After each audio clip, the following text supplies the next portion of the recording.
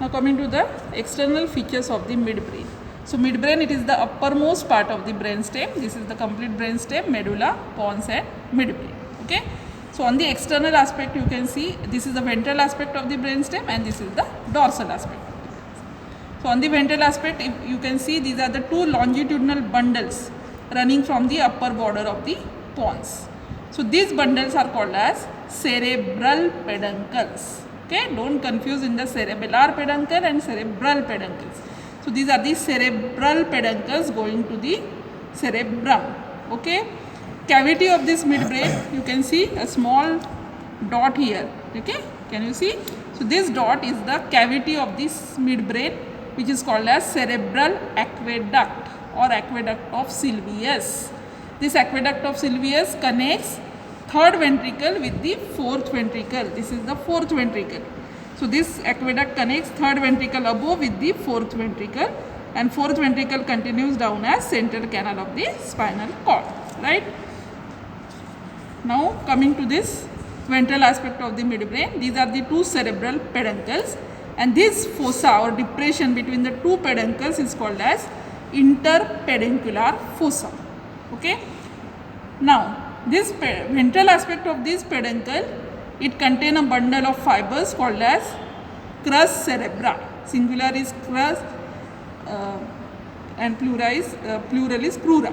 So this is the crus cerebri present in the ventral aspect of the cerebral peduncles. Now each cerebral peduncle is crossed from above downwards by optic tract, superior cerebellar artery and posterior cerebral artery. I told you in the pons, this is the basilar artery which is running through this basilar sulcus, which give here or terminates by dividing into posterior cerebral arteries. Before giving posterior cerebral artery, it gives superior cerebellar artery which supplies the superior surface of the cerebellum, and above it is crossed by the optic tract. Okay.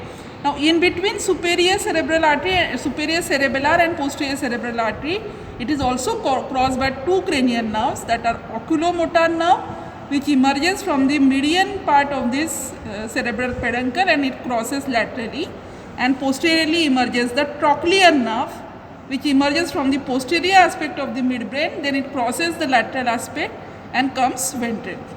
So third and fourth cranial nerves are emerging from the midbrain.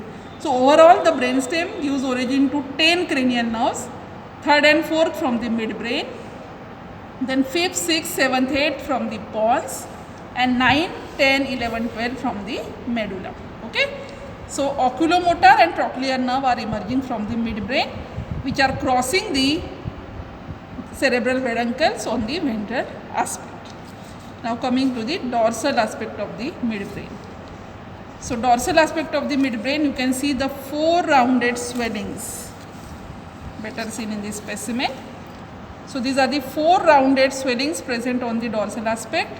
So upper swellings are called superior colliculi, singular is colliculus. So superior colliculus on either side, inferiorly inferior colliculus on either side.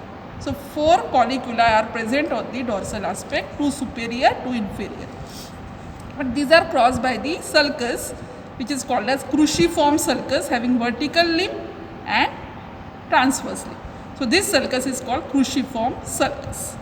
Laterally, the superior colliculus continues as bundle of white fibers called superior brachium. The superior brachium connects superior colliculus with the lateral geniculate body of the thalamus.